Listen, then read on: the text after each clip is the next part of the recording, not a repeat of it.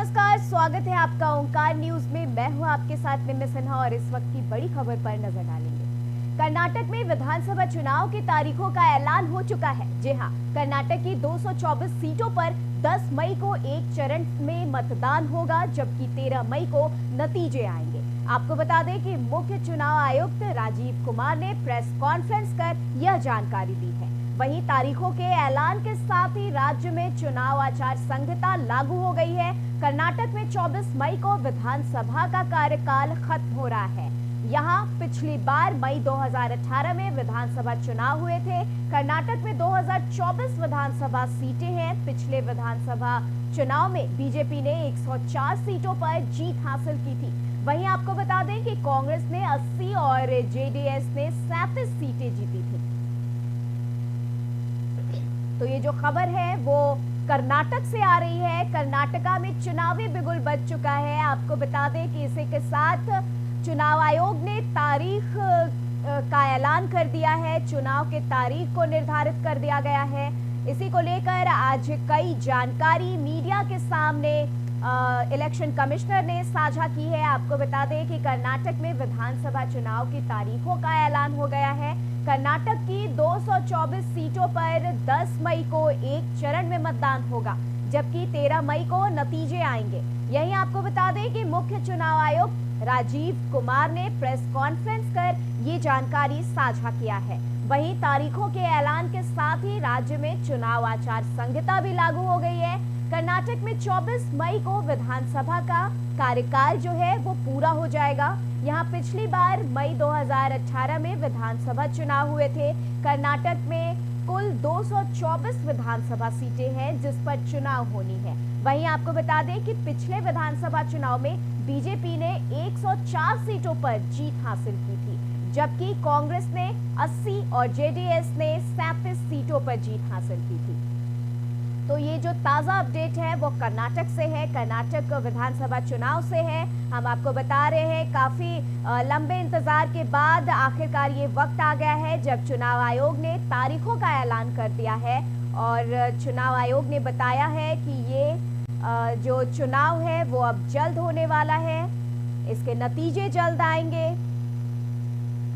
तो ये बड़ी खबर आ रही है।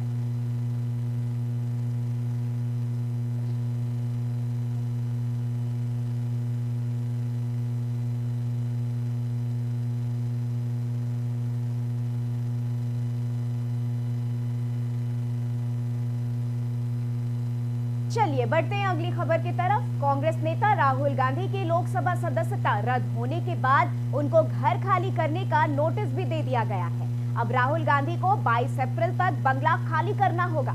ऐसे में उन्हें घर की पेशकश की जा रही है और पहले पार्टी अध्यक्ष मल्लिकार्जुन खड़गे ने ऐसी पेशकश की थी और अब तेलंगाना में कांग्रेस अध्यक्ष और सांसद रेवंत रेड्डी ने भी अपना घर ऑफर किया है। वहीं आपको बता दें कि उन्होंने अपने ट्विटर हैंडल से ट्वीट करते हुए ये कहा है कि राहुल भैया, मेरा घर आपका घर है। मैं अपने घर में आपका स्वागत करता हूं। हम परिवार हैं, यह आपका भी घर है। इससे पहले पार्टी अध्यक्ष मल्लिकार्जुन खड़गे ने राहुल को ऑफर करते हुए कहा है कि बीजेपी राहुल गांधी को कमजोर करने की पूरी कोशिश कर रही है। वो अपनी मां के यहाँ जाकर रह सकते हैं या फिर हमारे पास आएंगे तो हम अपने घर में उन्हें जगह देंगे। बता दें कि कांग्रेस सांसद रंजीत रंजन ने कहा है कि राहुल गांधी घर खाली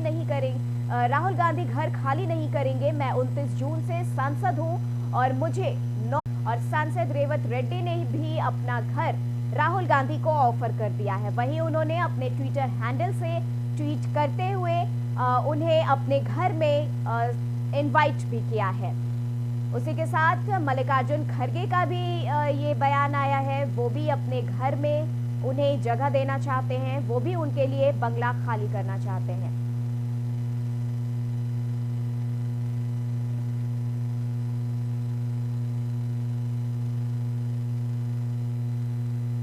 और बढ़ते हैं अगली खबर की तरफ। अगली खबर यूपी के प्रयागराज से आ रही है। कोर्ट में पेशी होने के बाद अतीक अहमद के भाई अशरफ अहमद को पुलिस फिर बरेली जेल ले गई।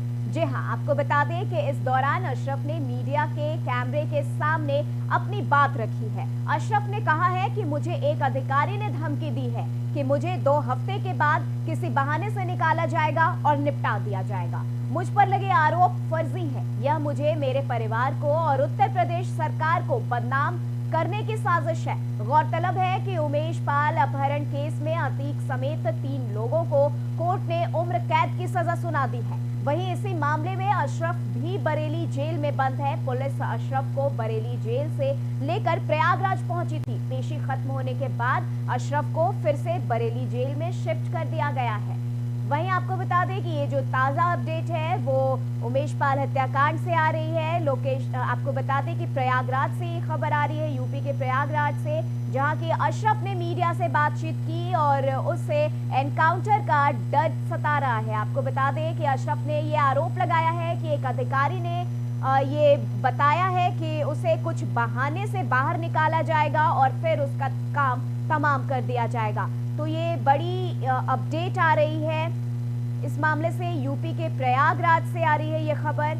कोर्ट में पेशी होने के बाद अतीक अहमद के भाई अशरफ अहमद को पुलिस फिर बरेली जेल ले गई है। आपको बताते चले कि अशरफ ने मीडिया के कैमरे के सामने अपनी बात रखी है। अशरफ ने कहा है कि मुझे एक अधिकारी ने धमकी दी है कि मुझे 2 हफ्ते के बाद किसी बहाने से निकाला जाएगा और काम निपटा दिया जाएगा। मुझ पर लगे आरोप फर्जी हैं। यह मुझे, मेरे परिवार को और उत्तर प्रदेश सरकार को बदनाम करने की साजिश है। तो ये बड़ी अपडेट आ रही है। वहीं आपको बताएं कि इस मामले में 3 आरोपियों को उम्र कैद की सजा सुना दी गई है। पेशी खत्म होने के बाद अशरफ को फिर से बरेली जेल में शिफ्ट कर दिया गया है।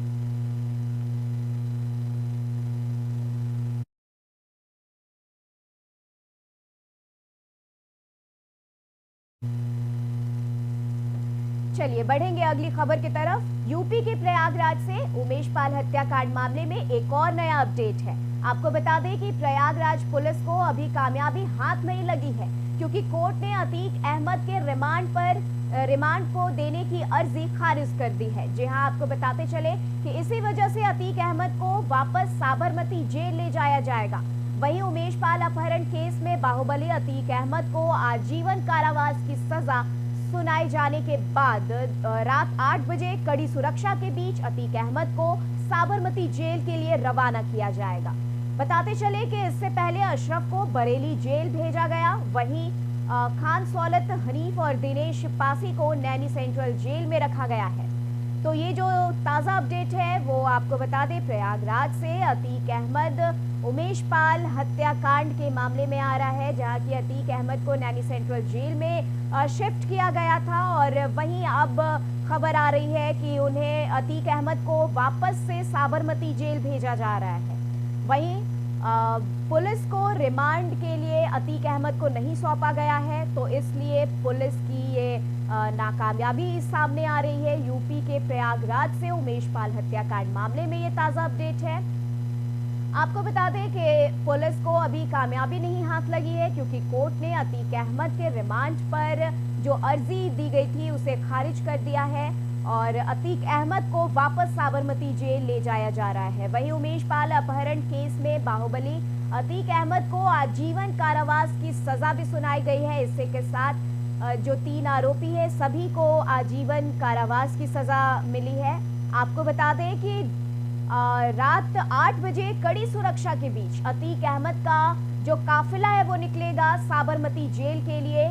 साबरमती जेल के लिए आज रात 8 बजे अतीक अहमद को रवाना कर दिया जाएगा। बताते चले कि इससे पहले अशरफ को बरेली जेल भेजा गया था। वहीं खान सौलत हनीफ और दिनेश पासी की बात करें तो इन्हें अभी नैनी सेंट्रल जेल में ही रखा गया है।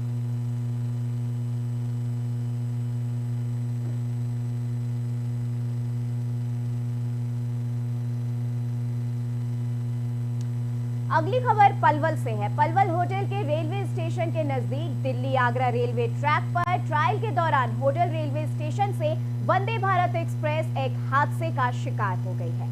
जी हां, आपको बता दें वंदे भारत एक्सप्रेस के तीसरे गाड़ी से टकरा गए और घटना के बाद आसपास के ग्रामीण घटना स्थल पर पहुंच गए। घटना के बाद एक्सप्रेस के इंजन में टेक्निकल फॉल्ट हो गया। वहीं एक्सप्रेस के चालक ने घटना की जानकारी आरपीएफ सहित रेलवे के आला अधिकारियों को दी है। सूचना मिलते ही रेलवे के इंजीनियर मौके पर पहुंच गए और 28 मिनट बाद ट्रायल दोबारा से शुरू किया गया। तो आपको बता दें, ये जो खबर है वो पलवल से आ रही है। ट्रेन जो है वो एक हादसे का शिकार हो गई। आपको बताते चले कि एक नील गाय इस ट्रेन से टकरा गई और ये हादसा हो गया। ये जो दिल्ली आगरा रेलवे ट्रैक पर ये तीसरी बार वंदे भारत का ट्रायल चल रहा था। इस ट्रायल के दौरान होडल रेलवे स्टेशन से वंदे भारत एक्सप्रेस एक हादसे का शिकार हो गई।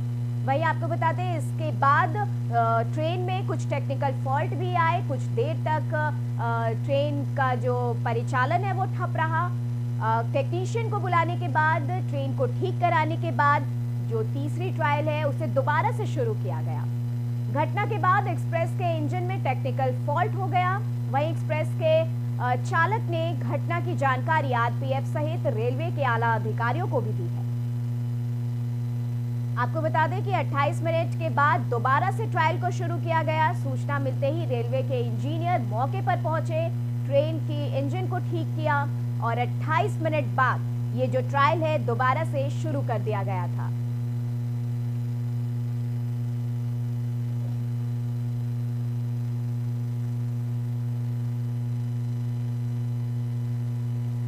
और अगली खबर बिहार के बगहा से आ रही है। आपको बता दें, यहाँ एक सड़क हादसा हो गया। आपको बता दें कि यहाँ टेम्पो और बाइक के बीच सीधी टक्कर हो गई। वहीं इस सड़क हादसे में एक व्यक्ति की मौत हो गई है और 2 लोग गंभीर रूप से घायल बताए जा रहे हैं। तीनों युवक महुई गांव के रहने वाले हैं। वहीं मौके पर पहुंचे पुलिस ने गंभीर हालत में घायल व्यक्ति को जिला अस्पताल पहुंचाया है और मृतक के शव को पोस्टमार्टम के लिए भेज दिया है। तो ये बड़ा सड़क हादसा सामने आ रहा है। आपको बता दें, इस सड़क हादसे में एक टेम्पो और बाइक की टक्कर हो गई। इस जोरदार टक्कर में एक की जान भी चली गई और 2 लोग गंभीर रूप से घायल बताए जा रहे हैं। इस घटना के बाद मौके पर अफरा तफरी का माहौल रहा। आसपास के लोग वहां जुट गए। इसके बाद ये जो सूचना है वो पुलिस को दी गई। पुलिस मौके पर पहुंची और घायल लोगों को पुलिस ने जिला अस्पताल तक पहुंचाया और वहीं मृतक के शव को पोस्टमार्टम के लिए भेजा गया है। तो आपको बता दें कि बिहार के बगहा में ये घटना हुआ है। ये बिहार के बगहा में एक बड़ा सड़क हादसा हो गया है, जहां के टेम्पो और बाइक के बीच सीधी जोरदार टक्कर हो गई। वहीं इस सड़क हादसे में एक व्यक्ति की मौत होने की जानकारी मिल रही है। वहीं आपको बता दें, 2 लोग गंभीर रूप से घायल बताए जा रहे हैं। वहीं तीनों युवक जो हैं पास के महुई गांव के रहने वाले हैं। वहीं मौके पर पहुंची पुलिस ने गंभीर हालत में घायल व्यक्ति को अस्पताल पहुंचा दिया है। मृतक के शव को कब्जे में लेकर पोस्टमार्टम के लिए भेजा है और मामले की जांच में जुटी हुई है। तो ये जो अपडेट है ये बिहार के बगहा से है, जहां की बड़ा सड़क हादसा हो गया जिसमें एक की जान चली गई और 2 लोग गंभीर रूप से घायल बताए जा रहे हैं। वह इस हादसे के बाद मौके पर अफरा तफरी का माहौल मचा हुआ रहा। आनन फानन में लोगों ने पुलिस को बुलाया। पुलिस ने इस मामले की तफ्तीश की और इसके बाद शव को पोस्टमार्टम के लिए भेजा। वहीं 2 गंभीर हालत में घायल लोगों को जिला अस्पताल में भर्ती कराया। वहीं आपको बता दें कि बिहार के बगहा से ये खबर है। यहाँ एक दर्दनाक सड़क हादसा हो गया है। यहाँ टेम्पो और बाइक के बीच सीधी टक्कर हो गई है। वहीं सड़क हादसे में एक व्यक्ति की मौत भी हो गई और 2 लोग घायल बताए जा रहे हैं। तीनों युवक महुई गांव के रहने वाले हैं। मौके पर पहुंची पुलिस ने गंभीर हालत में घायल व्यक्ति को अस्पताल पहुंचाया है। 2 घायल व्यक्ति को अस्पताल पहुंचाया है और एक व्यक्ति की मौके पर ही मौत हो गई है।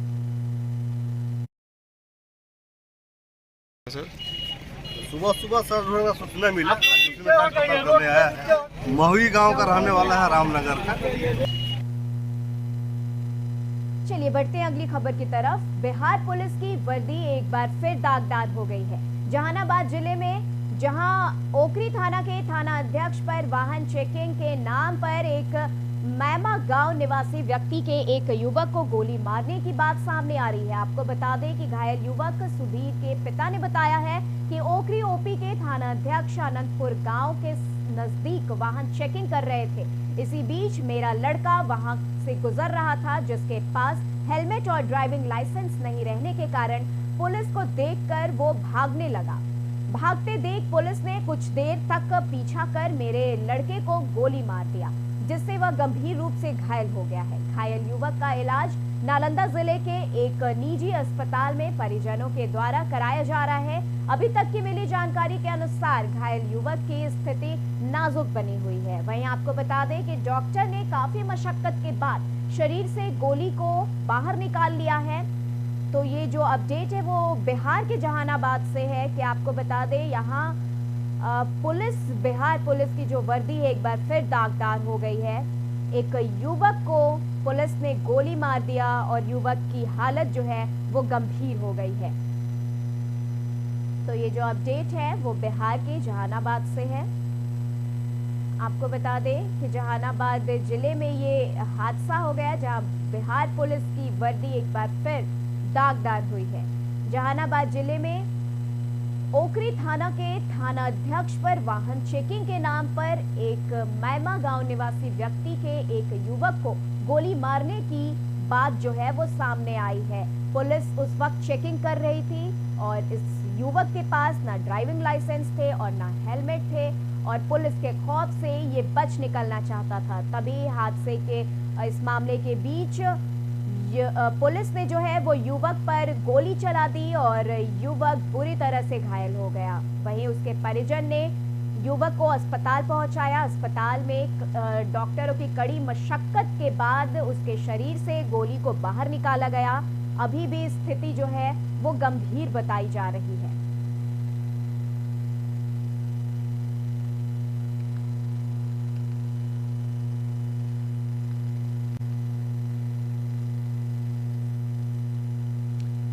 चलिए बढ़ते हैं अगली खबर की तरफ। मुसहरी थाना क्षेत्र के गंगापुर में मंगलवार के दोपहर में बिजली के शॉर्ट सर्किट से एक घर में आग लगी है, जिसके चपेट में आकर गैस सिलेंडर ब्लास्ट हो गया। हालांकि इसमें किसी तरह के जान माल का नुकसान नहीं हुआ है, लेकिन 2 घर जलकर राख हो गए हैं, जिसमें 1 लाख से अधिक संपत्ति नष्ट हो गई है। वहीं आगजनी से लोगों के गेहूं के खेत में आग फैल गई है। लोगों ने इसकी सूचना मुसहरी को दी है। मुसहरी थाना ने दमकल और फायर स्टेशन से एक बड़ा दमकल आया है, तब जाकर आग पर किसी तरह से काबू पाया गया है। तो आपको बता दें कि ये बिहार के मुजफ्फरपुर से ये घटना बताई जा रही है, जहां की आगजनी का ये जो हादसा है वो सामने आ रहा है। सही सच्चाई है। आप देख सकते हैं मेरे पीछे पूरा जो है गेहूं का फसल बर्बाद हो चुका है। सिलेंडर अचानक घर से आग लगने पर फटा और सिलेंडर का टुकड़ा इधर गेहूं के खेत में आके गिरा, जिससे पूरा गेहूं के फसल में आग लग गया है। ग्रामीणों द्वारा इसमें कोशिश करके कुछ हद तक जो है फसल को बचाया गया है, लेकिन बाकी सारा फसल जल के ख़त्म हो गया है। लगभग तो अभी क्षति का आकलन नहीं हुआ है, जो क्षति का आकलन होगा उसके बाद पता चलेगा, लेकिन काफ़ी जो है फसल नुकसान हो गया है, क्योंकि फसल कटने वाली थी, तैयार थी, इसलिए फसल पूरा नुकसान हो गया है। थाना में आवेदन नहीं आया है, अभी हम नहीं दिए हैं थाना में आवेदन। अब जो है थाना में हम आवेदन देंगे। दमकल की गाड़ी को हम फ़ोन किए थे, तो दमकल की गाड़ी आई है और खेत सब में भी पानी जो है छिड़काव की है। सही सर। चलिए बढ़ते हैं अगली खबर की तरफ। आपको बता दें कि वाल्मीकि रामायण पर आधारित आदि पुरुष फिल्म के कलाकार सैफ अली खान, प्रभास और कृति सनन सहित फिल्म के निर्माताओं, निर्देशक और निर्माता कंपनियों टी सीरीज और स्ट्रोफाइल्स के विरुद्ध जिला उपभोक्ता आयोग ने सुनवाई के बाद नोटिस जारी किया है। जी हां, जिसमें फिल्म के निर्देशक ओम राउत सहित टी सीरीज कंपनी के अध्यक्ष, सह प्रबंधक निदेशक और रेट्रोफाइल्स कंपनी के अध्यक्ष को आयोग के समक्ष उपस्थित होने का आदेश दिया गया है। आपको बता दें कि मामले की पैरवी मानवाधिकार अधिवक्ता एसके झा कर रहे हैं। उन्होंने बताया है कि फिल्म आदि पुरुष का जो टीजर जारी किया गया था उसमें वाल्मीकि रामायण के मूल का गलत चित्रण दिखाया गया है और भगवान राम, हनुमान और माता सीता को गलत तरीके से चित्रित किया गया है और वाल्मीकि रामायण को धूमिल करने हेतु विरोधी पक्षकारों द्वारा भ्रामक विज्ञापन और गलत चित्रण का प्रसारण किया गया था, जो उपभोक्ता संरक्षण अधिनियम के विरुद्ध है। तो ये जो मामला है वो बिहार के मुजफ्फरपुर से है, जहां के आपको बताएं कि आदि पुरुष फिल्म को लेकर विवाद जो है बढ़ गया है। विवादास्पद फिल्म इसे बताया जा रहा है। वहीं वाल्मीकि रामायण पर जो इसे चरितार्थ किया गया है, बताया गया है कि वो गलत तरीके से किया गया है।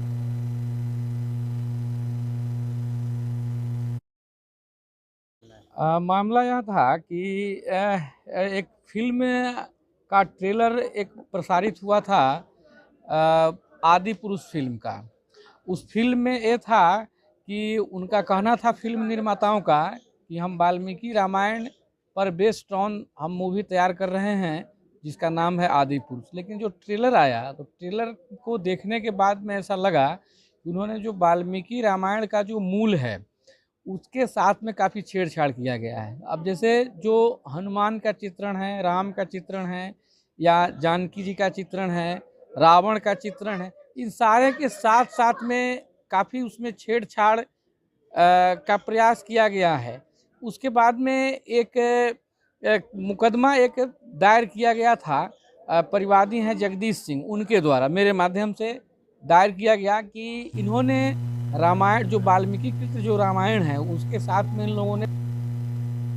चलिए बढ़ते हैं अगली खबर की तरफ। अगली खबर समस्तीपुर से है। समस्तीपुर में एएनएम की छात्रा का घर में फंदे से झूलता हुआ शव मिलने से इलाके में सनसनी फैल गई है। आपको बता दें कि घटना कर्पूरी ग्राम थाना क्षेत्र के सिंघिया खुर्द गांव की है, जहां छात्रा की पहचान हथौड़ी थाना क्षेत्र के रहियार गांव के स्वर्गीय सरवन पासवान की पुत्री के रूप में किया जा रहा है। मृतक छात्रा सिंधिया खुर्द में 1 वर्ष से किराए के मकान में रह रही थी।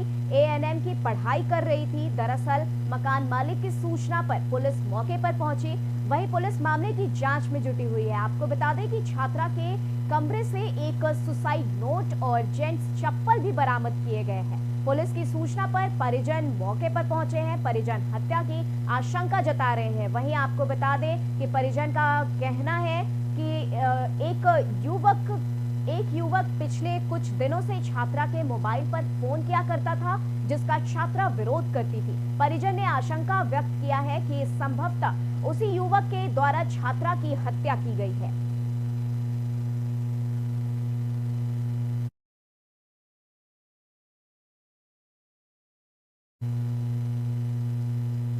चलिए बढ़ते हैं अगली खबर की तरफ। और फरीदाबाद के वल्लभगढ़ स्थित विष्णु कॉलोनी में आज सीएम फ्लाइंग और खाद्य और आपूर्ति विभाग ने संयुक्त कार्रवाई करते हुए सरकारी राशन की कालाबाजारी करने वाले डिपो पर बड़ी कार्रवाई की है। आपको बता दें कि कार्रवाई के दौरान आरोपी राशन डिपो होल्डर के पास की आरोपी 124 कट्टे गेहूं, 98 कट्टे चीनी कम पाई गई, तो वहीं आरोपी के पास 110 कट्टा बाजरा अधिक पाया गया है। जिसके बाद इस संबंध में गिरीश मिश्रा, निरीक्षक खाद्य एवं आपूर्ति विभाग फरीदाबाद की शिकायत पर स्थानीय पुलिस थाना आदर्श नगर जिला फरीदाबाद में आपराधिक अभियुक्त अंकित कराया गया। लेकिन आरोपी राशन डिपो संचालक मनीष के मौका उपस्थित न होने के कारण इस मामले में कोई गिरफ्तारी नहीं हो पाई है।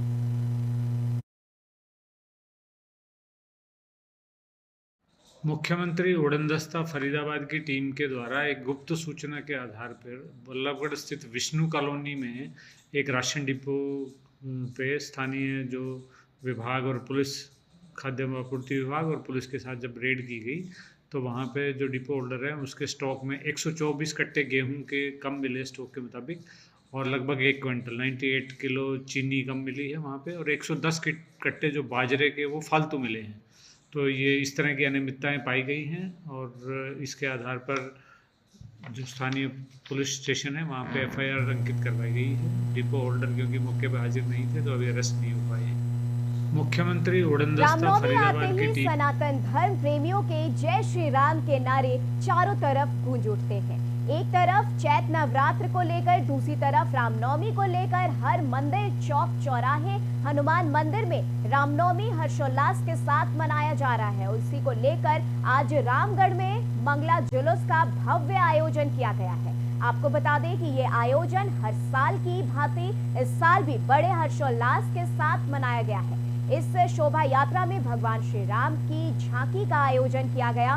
बाहर से आए हुए कलाकारों के द्वारा सारे भक्तों में भगवा कलर की कुर्ता पजामा पहने हुए दिखे और हनुमान झंडा लिए हुए जय श्री राम का नारा लगाते हुए आगे बढ़ते चले जा रहे थे। इस आयोजन में छोटे क्या बड़े क्या सभी सनातन भक्तों ने एकजुट होकर जय श्री राम का नारा लगाते हुए रामगढ़ MMT ग्राउंड होते हुए चिट्ठी बाजार में रोडा झंडा चौक थाना चौक में जाकर संकट मोचन के पास समापन किया।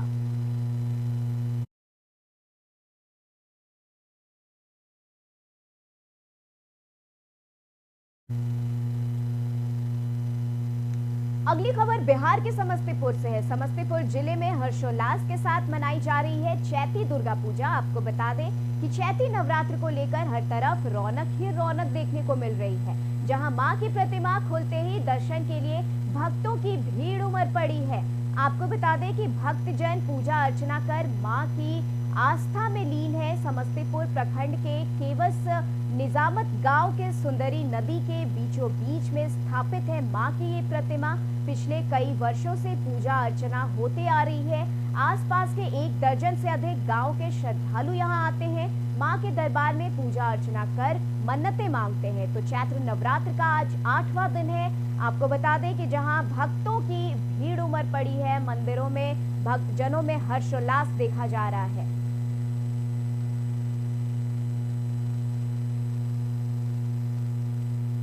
फिलहाल के लिए इस बुलेटिन में बस इतना ही। देश दुनिया की तमाम खबरों के लिए आप देखते रहें ओंकार न्यूज। दीजिए इजाजत, नमस्कार।